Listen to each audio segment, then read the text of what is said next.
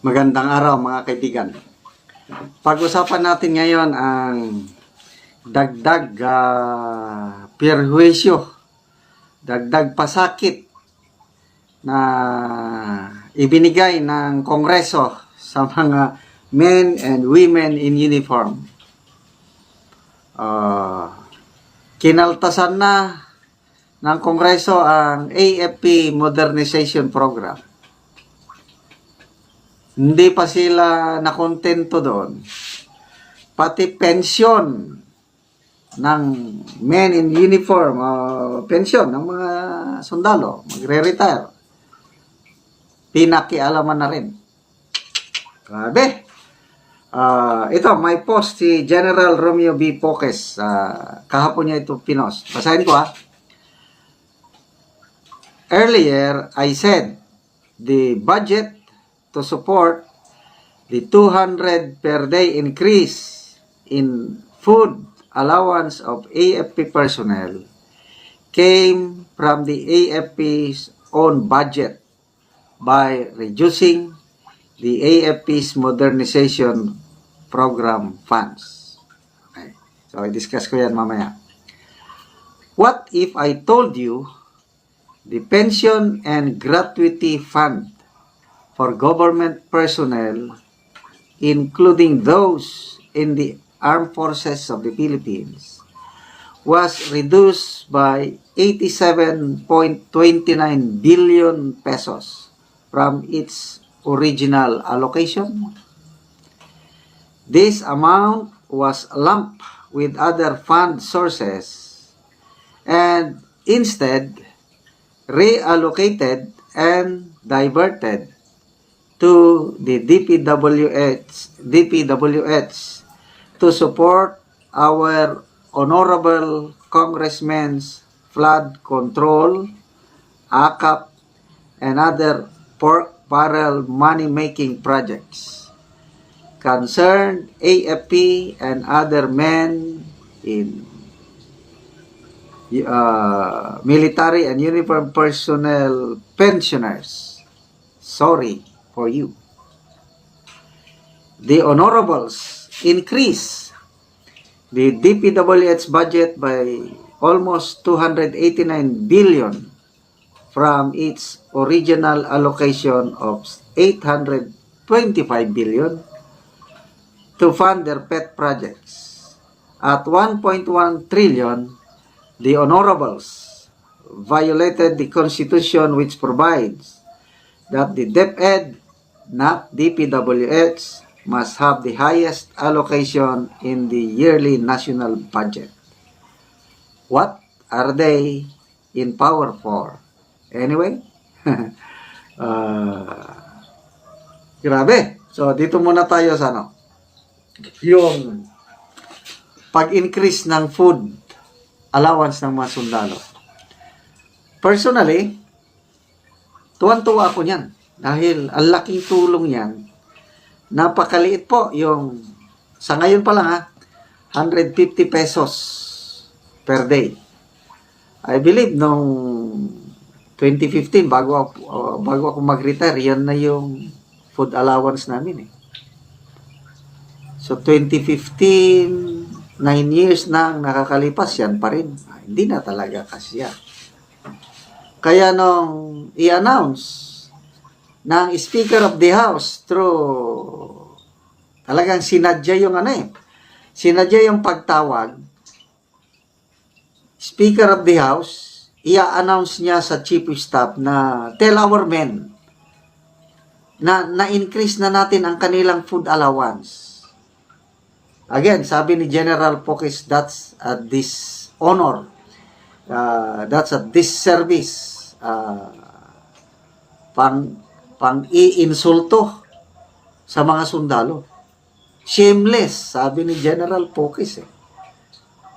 Bakit? Ano ang karapatan ng Speaker of the House na mag-announce ng food allowance ng mga sundalo? Wala siya sa chain of command. According to General Poques,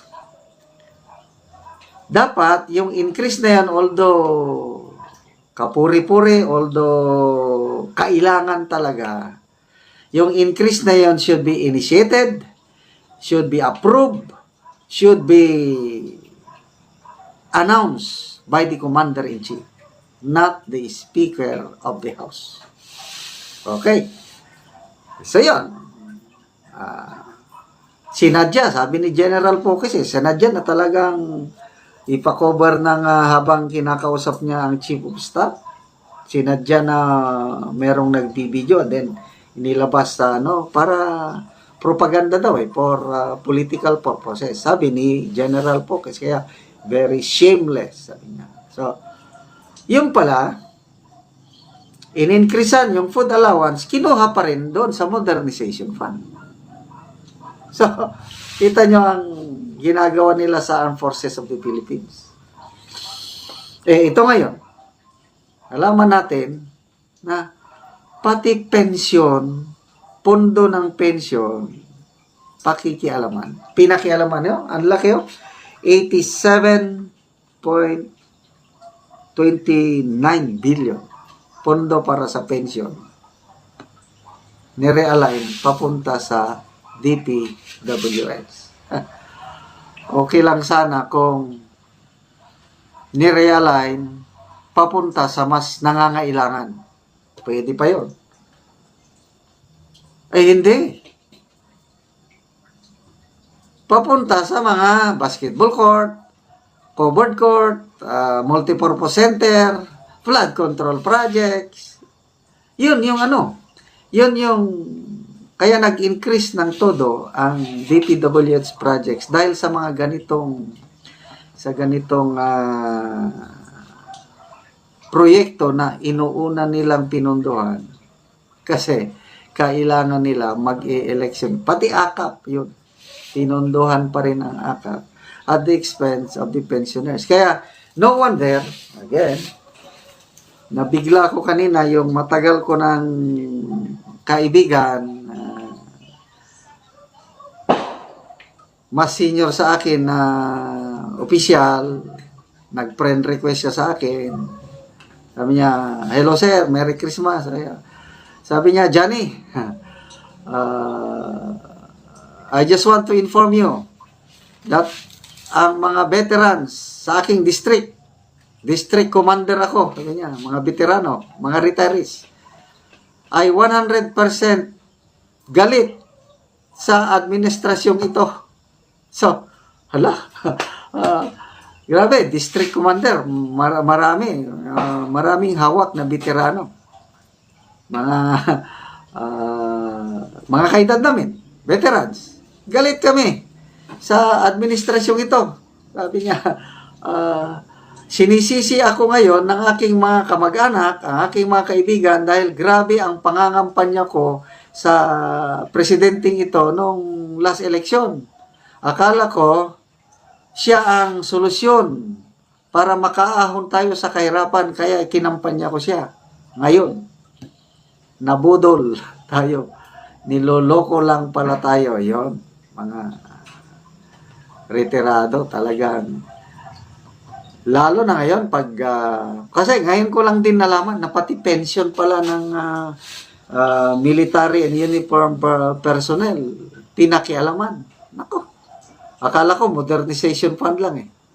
Pati pinakialaman din pala ang pondo ng Department of Transportation.